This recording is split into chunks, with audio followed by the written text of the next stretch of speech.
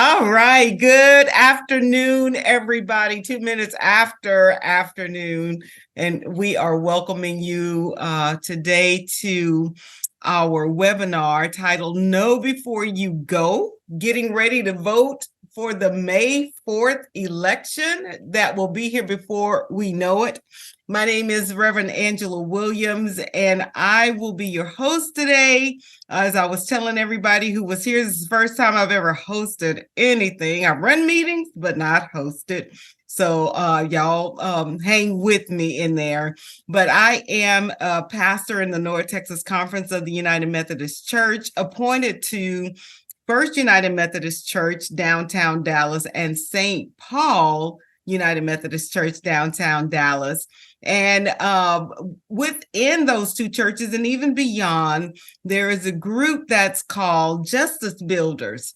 And Justice Builders is mainly composed of members of both of those churches. And it just so happened that we were looking to do some work in voting. And making sure that everybody was ready for this year and all of the things that are going to be happening voting wise. And so I reached out to Bee Moorhead at Texas Impact. And when she reached back out to me, she said, "Oh, yeah, well, Amy Moore over at Grace Presbytery has done the same thing." And so she linked us up together. And so Amy, my partner in crime, I don't know if you're on here, but I do want to introduce her. She is a pastor at Grace Presbytery. She is the pastor of the Social Justice Task Force there. And so we basically came together, just to give you a little history of who you're listening to today. We came together, we got some people together at Bee Moorhead's instruction. We met initially, Armel, if you're on here, Doris, Carol Shaw, Sharon Spratt, and I feel like I'm missing somebody, Amy and myself. Got together and said, this is what we're going to do. And with the help of Texas Impact, within a month or so, we did produce our first North Texas faith votes. And what that is, we wanted to bring together different faiths, different denomination, whoever wanted to jump in. We are interfaith, we are nonpartisan, and we are an organization who has the aim of mobilizing our faith community. So our goal is to educate, to activate. Our goal is to energize, to mobilize people in our faith communities to get out and vote and to be educated about what they're voting for. So if you are on, I don't know who all can see who all, but if you're part of our steering committee, we started with just those few. Pretty soon, Reverend Phil Dickey came on board. We've got Ed DeStefano. You're going to hear from Caren Edelstein, and you're going to hear from Erica Matsil in just a minute, who are part of our steering committee. But also involved are Catherine Godby, Jara Hind. You may have met her at our first North Texas Faith Vote. She was our moderator for the politicians that were on our panel. Deborah Levi Fritz is a part of our steering committee. Lisa McGee, and also Vanessa Medlock. I hope I'm not missing anybody, but if you're out there in Zoom land, go ahead and raise your hand if you're part of our steering committee. Anybody who wants to be a part of our steering committee, we are growing, and we invite you to join us. And if you would like to be a part of this, our planning, because we're going to have at least an event every quarter. We meet online, for the most part, and we plan, and then we implement. And we need more people involved. So I think I missed it. I missed Vanessa Medlock. I don't know if she's online, but she's a part of our steering committee as well.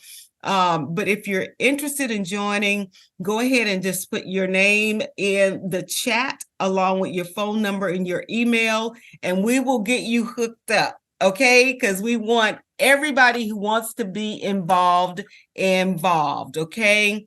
So that's enough about us, I think. But we have some very important information that we want to make sure that we get out today. We've got two of our steering committee members who are going to bring us a wealth of information. We've got Erica Matsil. We're going to start with you. She is Director of the Social Justice and Young Adult Engagement at Temple Emmanuel, and she is going to be bringing us information about school board elections. And Erica, the floor is yours. Just so you know, everybody, if you have questions along the way, you can go ahead and write them in the chat. Or if we have time at the end, you can speak those. We'll kind of just see how time goes, but we will do a Q&A.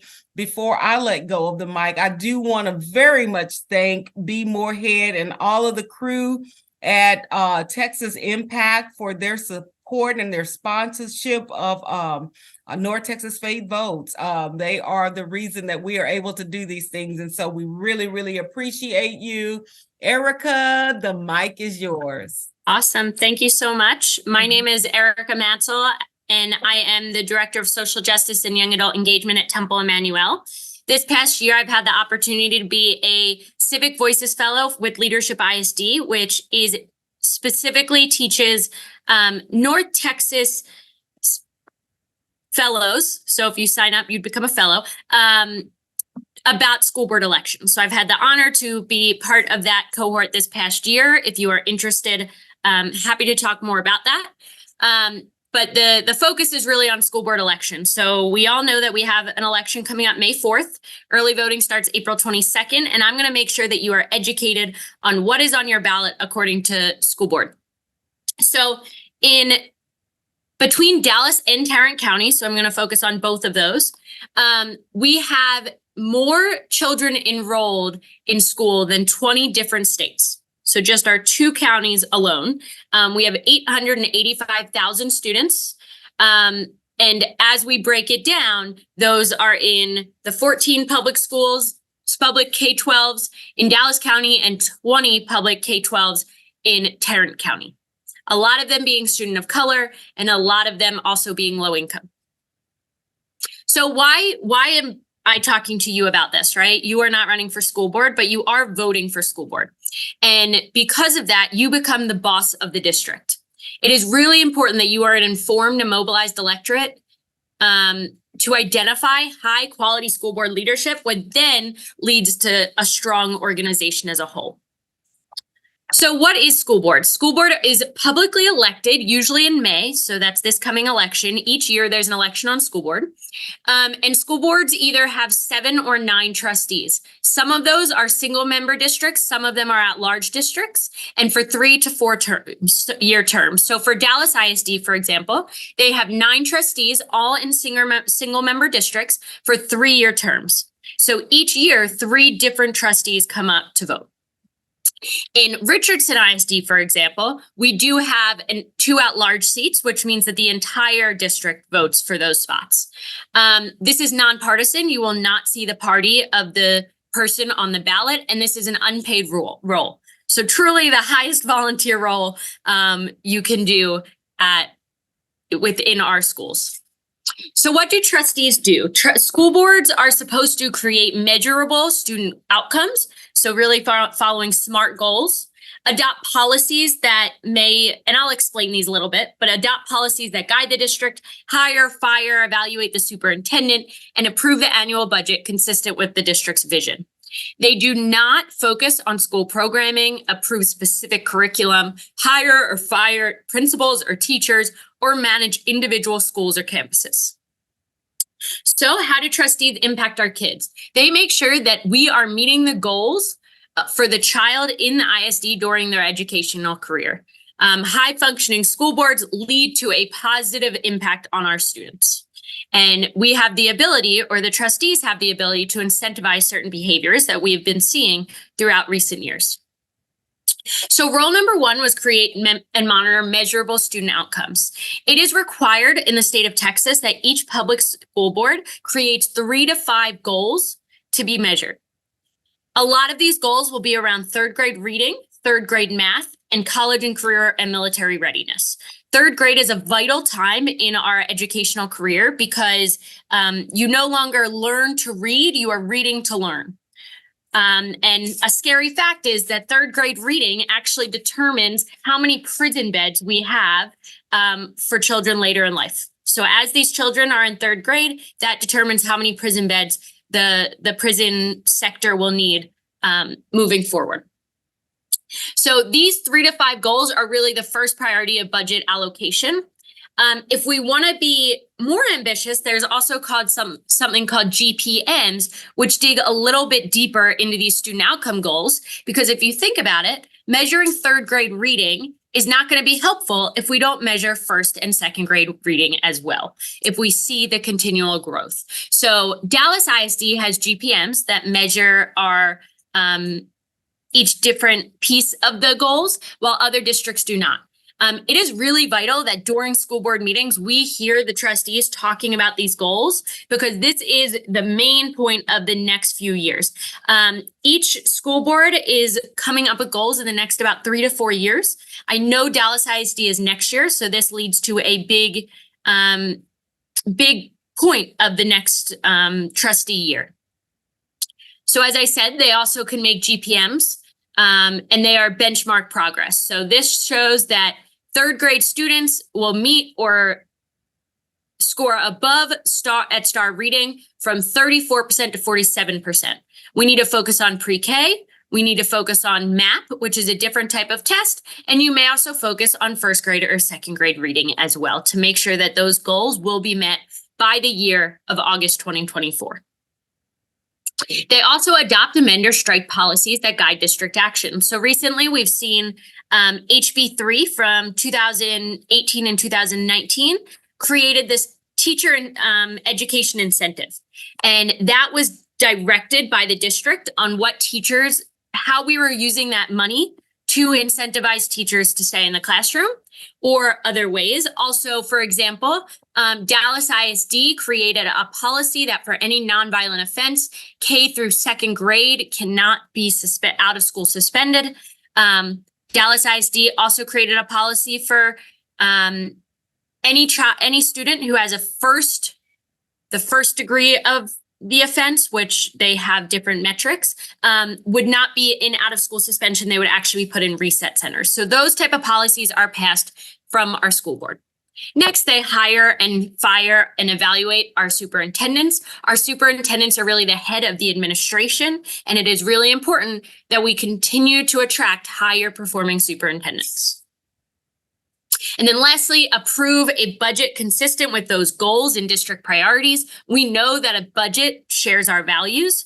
So it's really important that that money is allocated where we see is most needed. For example, Dallas ISD is really investing in PTech and other certification, college and career readiness places. So a lot of the budget is going to that. That shows their commitment to college, career, and military readiness. So why is this urgent? In the past legislative session, the Texas legislature did not increase individual student funding. So I believe it is around $6,000 that we get per child. And that only counts if they are there every day of school. So they need to be in their seat. If they are not in attendance, they are not counted as, they will not get that full amount of money. We are 43rd. We are 43rd in education spending out of the 51 locations and we are educating more than 20 other states. So that is a scary number. Many districts are running a deficit budget, as we saw the project Right Size with Richardson ISD, of them closing, I believe, 5 campuses in the coming years. That is all due to this deficit. Our students are not political, right? Our students' success should not be politicized. Students are not Republicans or Democrats. They are students in a seat. So it is really vital that these candidates are thinking of students first and making sure that we are reaching those goals to make sure that each child will have that education they need moving forward. Does that all make sense so far? Do we have any questions in the chat? I'm looking. I think we are all okay right now. If you have any questions so far, please feel free to put them in the chat. So this is the most exciting piece in my mind. A little scary, but most exciting. In Dallas County, about 8% of people, eligible voters, vote each local election. So that means if the people on this call decide to vote, should vote in this election, you can truly decide the outcome of the election. These local elections have been chosen with 10 vote differences. It is really, really important that you get out there and make an informed vote. It is also important that we are keeping our trustees accountable by showing them that we support them or do not support them based on student outcomes. So how do you know what the student outcomes are, right? I don't even have a child in the district. How am I supposed to know what a child's outcome is? So we're going to dive into the data for a second. You will need your phone at this moment because I'm going to put a QR code on the screen so everyone can scan it. And the data that you are going to see is the third grade math goal. So there are two different tests that are tracked. The state test, which is the STAR, and then MAP. MAP meets kids where they are and then measures the growth over time. So that's third grade math and third grade reading, and then college, career, and military readiness. Right now, we don't have a good way to measure military readiness because the military has not released that information. So you will see mostly college and career readiness.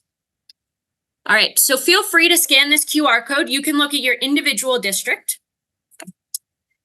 On the screen, I have DISD because that is the largest district in Dallas County. So if you see here, Dallas ISD is teaching 143,000 students with a $2.4 billion budget. 85% of the students are socioeconomically disadvantaged. 94 students are students of color and 48% are English learners. So that means right here is where you see English learners. So you can see the third grade reading, we have about, what is that? 40% meeting the goal, right? For college and career readiness, we have about 65% meeting the goal. So when we come to that third grade reading, we are leaving 60% of our students behind. That goal just needs to be increased. Those numbers need to be increased. And we can see that divided by race, divided by socioeconomic level, and by English learner. So I'll give you a minute to scan that and look at your individual districts. And this will be sent out, so you can always pause the recording and look later as well if you are interested in finding more data related to your school. All right. So then you may want to wonder, what are my district's goals, right? What are my district's priorities when coming to this? So you will see trustees are required by law to set at least 3 goals. Dallas ISD has 5. So basically max are 5 goals. So you will see that. So take a second, scan your district or your county, and then it will go to district and see what your county's goals are, your district's goals are. Bridget, I don't believe I have Collin County, but I can get that and send it to Texas Impact to be able to use. I will work on that. Thank you for asking. For now, you may just want to look at a different county. All right. Did anyone notice anything about your goal? Was there a focus? If you want to write that in the chat, share maybe what surprised you, what you noticed about the goals. All right, we're going to move on. So what I'm going to give you time now to do, and we can also do later, is the candidate evaluation tool. So Leadership ISD is a 501c3, same with where I work and whatnot. So all of this is 501c3 friendly. What I'm about to show you is you will evaluate the candidate's response. So for example, you're going to have to scroll down for this and click a little bit. But how will you identify and prioritize issues in the district, and what is your role in driving solutions? So you're going to see their answer, and then you are going to vote for the trustee 1 through 5. 5 would be a really good answer. 1 would be not so good of an answer.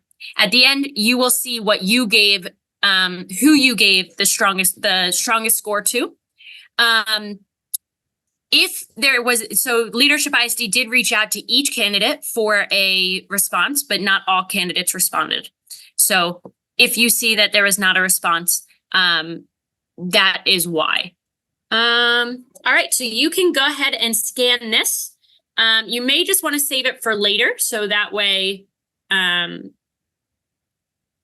you can really truthfully fill it out to who you think is stronger, but you're going to need to scroll down and choose the district that you are in. You can see on those links about the district. And you can also see on your on that yellow voter card that you get in the mail, what school district you are in as well. So I am Richardson School District 1. They actually canceled their school board election because there was no opponents. So you can scroll through that and figure out where your school board candidate is. All right, so like I said, you can really work on that later. These are the ways that we evaluate candidates based on role boundaries, student focus, data-driven approach, accountability, and leadership. And if you scan this, you can see that. That is also on the last link, so that is not vital. And then lastly, what do you do as an advocate for students? Learn about the data of your district and be engaged within your district. The best part about school board trustees are they are so local to you that you are able to contact them. It is pretty easy to get their information and schedule a coffee meeting with them and share your point of view.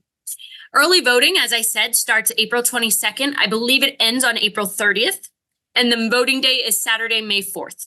So make sure you have a plan to vote and mobilize 10 people to also vote.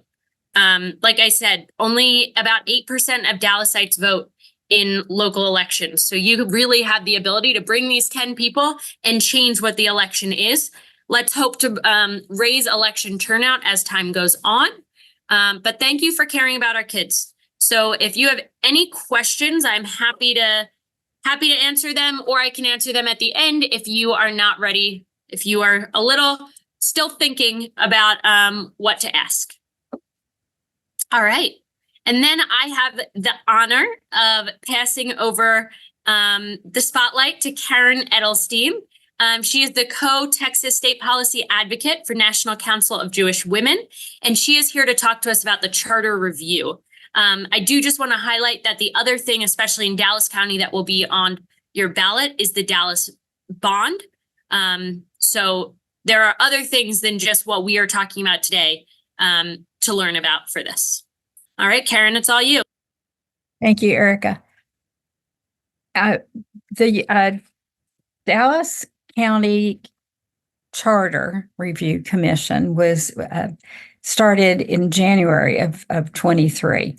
Started looking at what is on our charter, which is more like our constitution for the city. And they have solicited people to send in changes or what things they wanted to see on that. And the reason we're talking about it now, even though we're not voting on it until November, is that you have an opportunity to weigh in on this before the council votes on what's going to the voters, and they will decide that in May. So in the chat, I'm going to put a link to the charter so you can read it for yourself. A couple of things that they did not vote on, that they're not going to be in the charter, which really could have affected our voting in a big way, were ranked choice voting. And they decided that they were not going to pursue that because the state does not allow that right now. They wanted to put that in as a trigger law in case the state changed their mind, but they decided that it was there were other things that they wanted people to vote on. The other one was changing the city council elections from May to November when more people vote.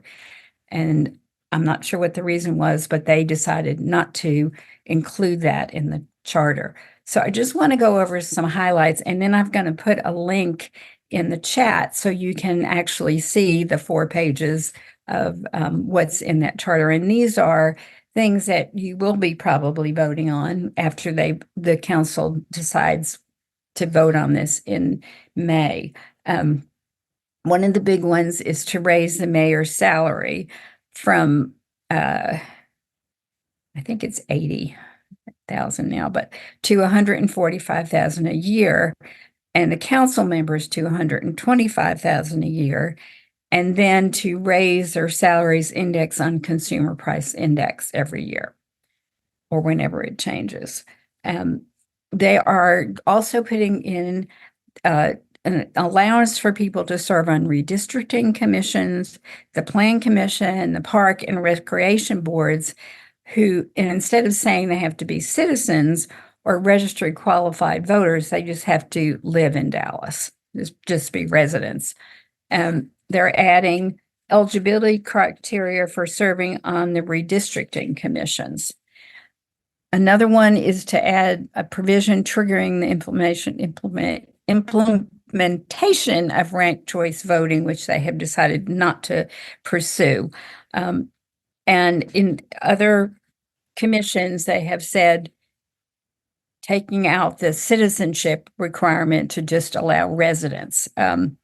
They want to extend the deadline for petitioners to collect required signatures on a petition from 60 days to 120 days, and reduce the number of signatures required on a petition in support of holding a referendum.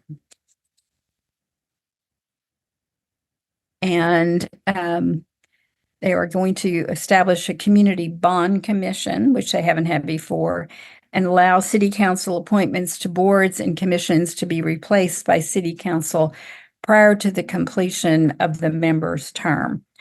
Many of the things that are in this committee report are things that are either corrections or policy. The big ones are the policy issues. So we want you to be able to weigh in on those before they're voted on in November. And I am going to put right now in the chat the link.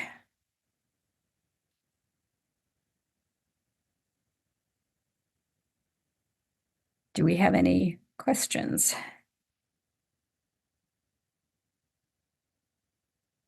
So Caren, is this, I'm just going to come off mute because I have the ability to, is this going to be voted on this coming year, or is this not voted on until November?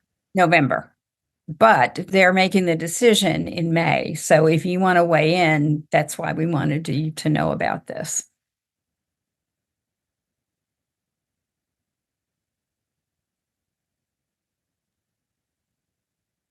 So, Erica, oh, I'm sorry. Go ahead. sorry, this is Bee, and I was just going to say, I know we have a couple of people who are working on figuring out the most effective way to ask a question.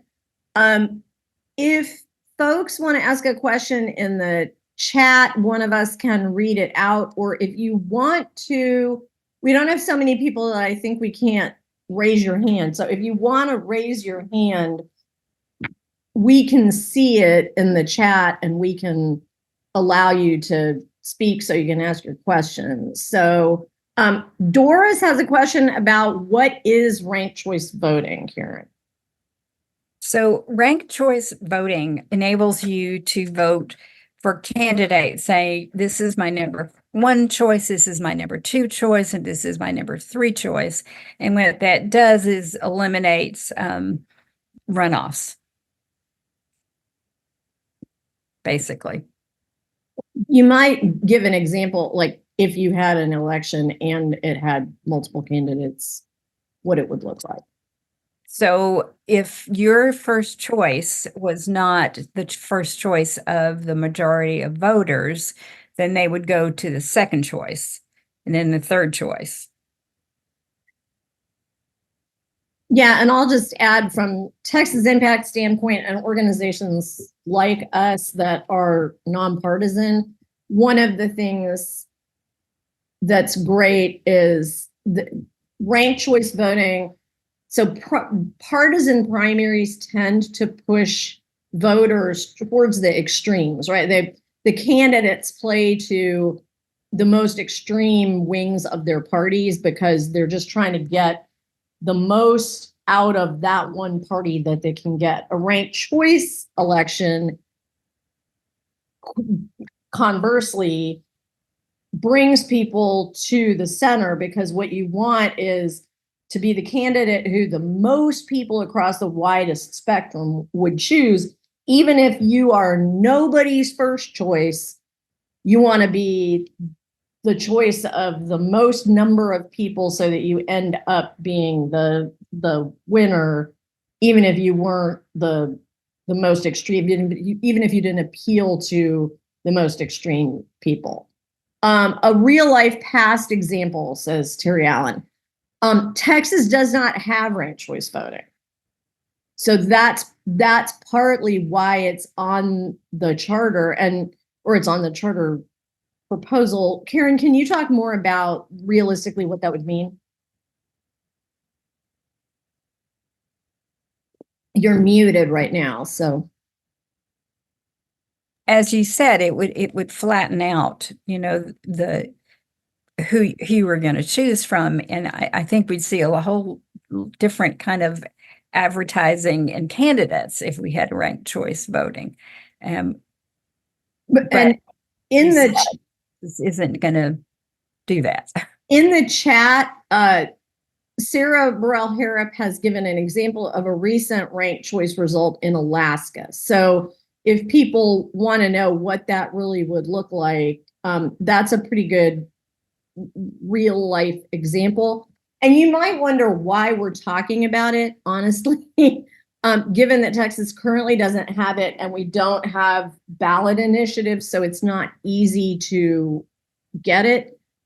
A lot of political observers right now in Texas and around the country are talking about the impact that gerrymandering has had on state legislative seats in Texas and other states that have become increasingly extreme in their conservatism.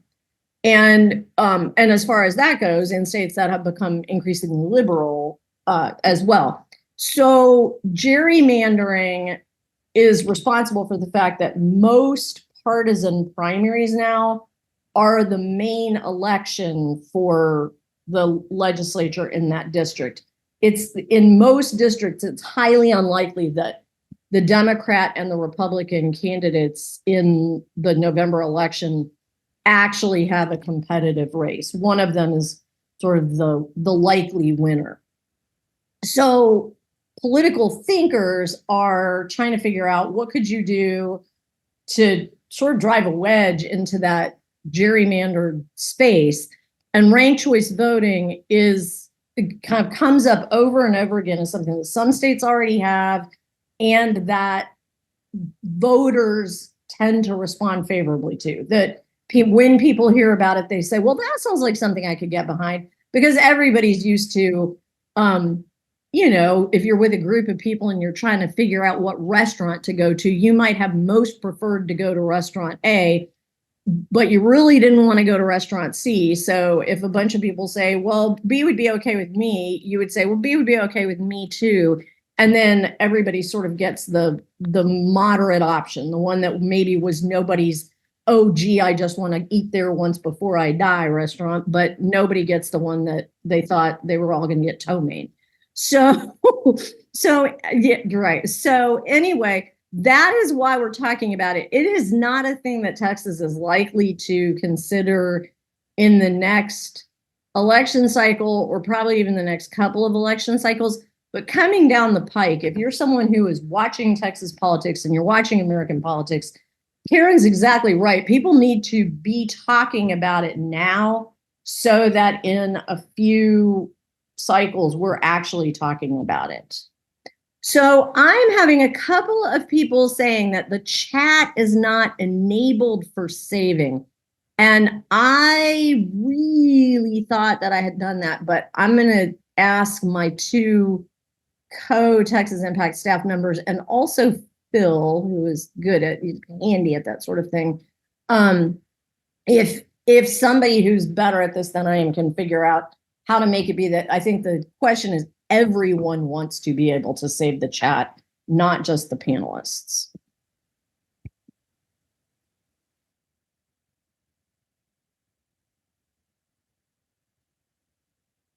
Wendy says I could just send it to y'all afterwards. Well, yes, that's also true. Bee, I also saw a question about collective voter report card. Yes, can you answer that? Yes. So Texas Impact is really pushing everyone to use BallotReady. So if you would like to see what's on your ballot, it should be up now, if not in the next few days. And you just type in your address and see what your options are and who the candidates are. And you can usually compare the answers based on different surveys, just like that leadership ISD tool that I showed last time. And thank you for putting it in the chat. I will say that we don't have specific voter report cards because we are 501c3s. So we are not able to give you what people voted on, but we can, that is a C4 ability. And Kyle, would you like to jump in and talk for just a second about BallotReady? Thanks for teeing that up, Erica.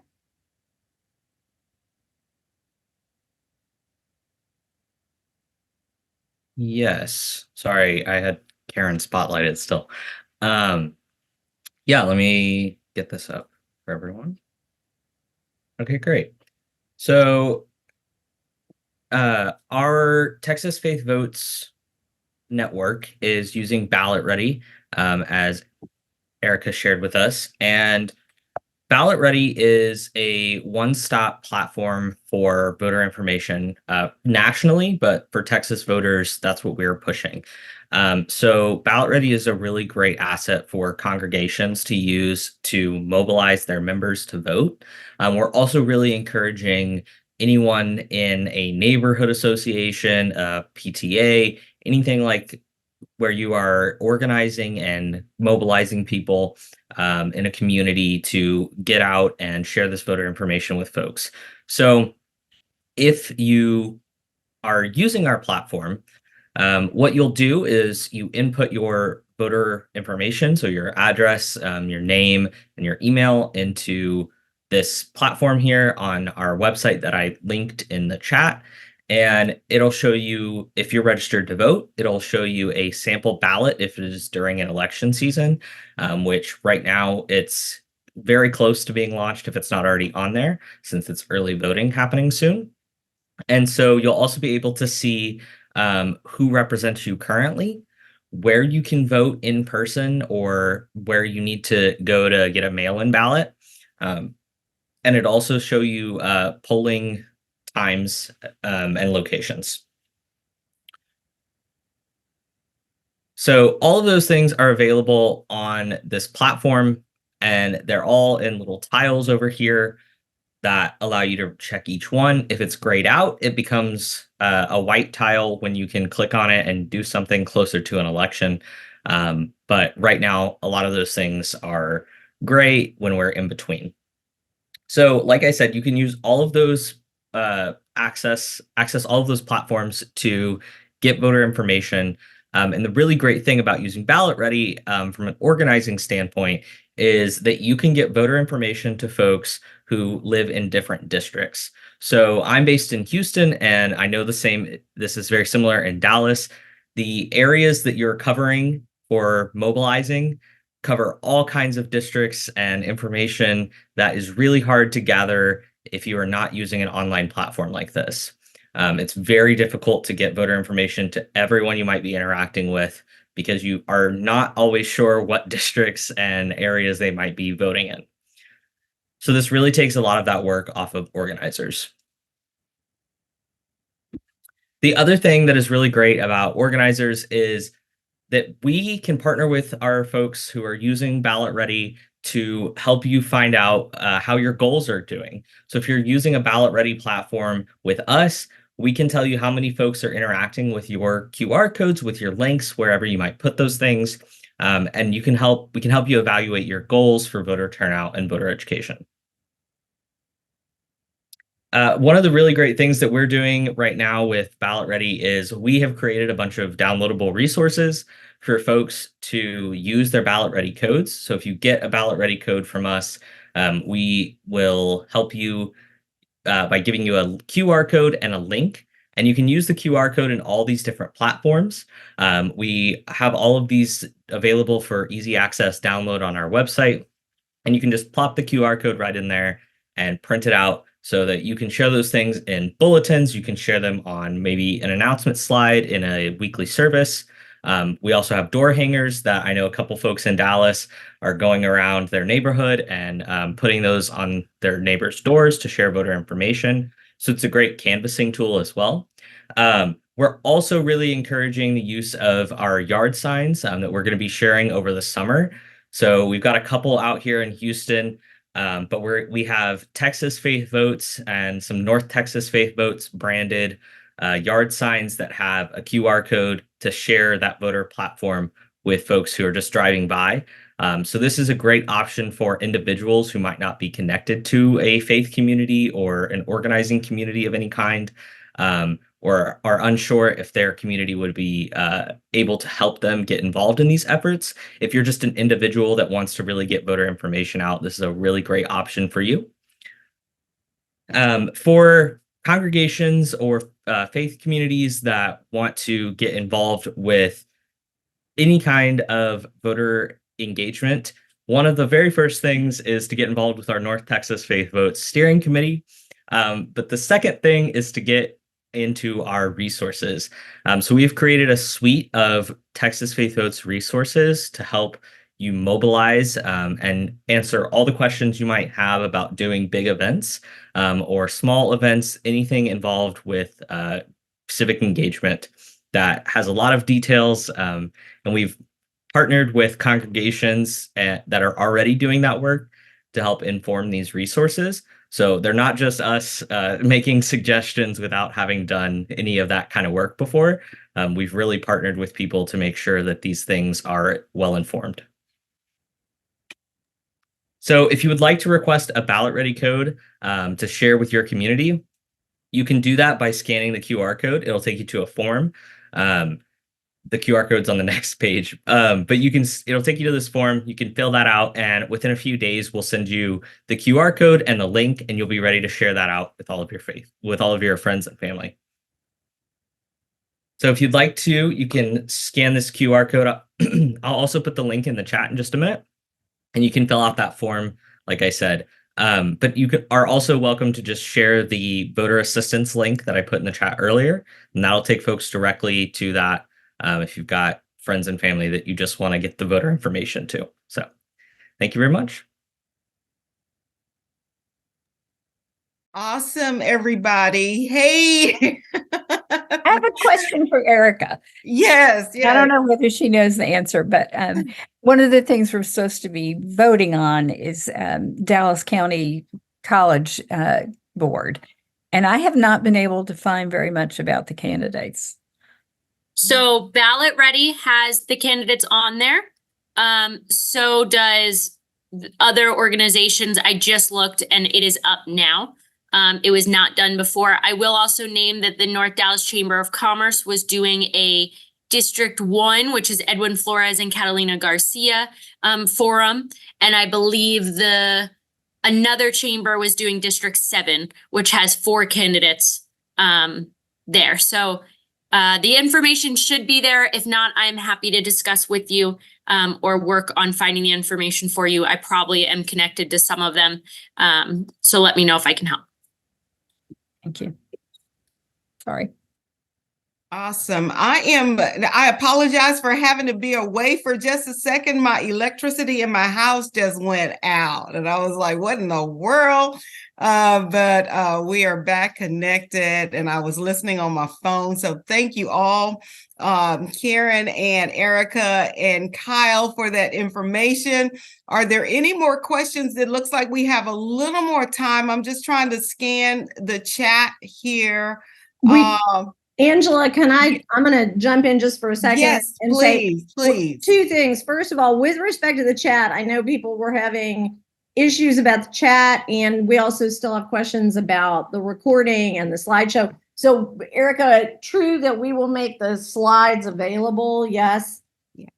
I'm going to send them to Kyle. Kyle, if you just send me your email, I can share the Google Doc with you. So we'll have the slides and the recording, and we will download the chat and send the whole chat. So you'll have everything. It'll just be, you can relive this moment as many times as you want to. But the other thing I wanted to point out is we've had a couple of people wondering how to find out voting records and information about the candidates. So in BallotReady, there is information. It's not consistent. So if the candidate doesn't provide as much information, or if there's not as much information about the candidate, you won't find quite the depth. But what information is available is in BallotReady under who represents me now and who the candidates are. So just to know that that's a place you can look. The other single best thing you can do to find out about candidates is look for them online, look on social media, and then Google endorsements. So if you see who has endorsed a candidate, that will tell you a lot what you need to know about where that candidate is. Bee, I saw a question in the chat and I was wondering too. I noticed that BallotReady does not have the bond information for Dallas County. Is that going up, or would you recommend them looking somewhere else? Oh, I'm surprised about that. Kyle, do you know? Yeah, so I'll reach out to our BallotReady person. Back in March, we had, or no, November. The elections all blur together these days. We had a couple issues come up in Houston that were not just for a position, they were bonds and things like that. And those were on the ballot. But it may be the case that the folks are based all over the country and they provide information all over the country. And so sometimes they're just not aware that those are happening, but they get it up very easily. So I will reach out to them and make sure that that gets up there. Awesome. I will share that Dallas County has a lot of that information, and they're pretty basic in terms of it tells you kind of exactly what it's saying, unlike other times where you're a little confused. So if you want to read about that, also the city has information. Okay, well, if there are no other questions or comments, and we have all been assured that we will receive the information in the chat. It will be on YouTube, Terry. It will be, I guess, on different social medias as well. So thank you all for the information, for sharing. Again, if you are interested in being a part of the steering committee, we welcome you. Don't hesitate to reach out to us. You can always reach, I hate to put Bee on the spot, but Bee at Texas Impact, and we will add you to our communication list so that you will know when we are meeting. Again, we will be having these sessions at least quarterly this year. So we do want your input and we do want your assistance. Again, our goal is to educate so that we can activate. We want to mobilize. Heard someone say, I'm not a part of a church community. That's fine. We still want to mobilize our community. So we need your help.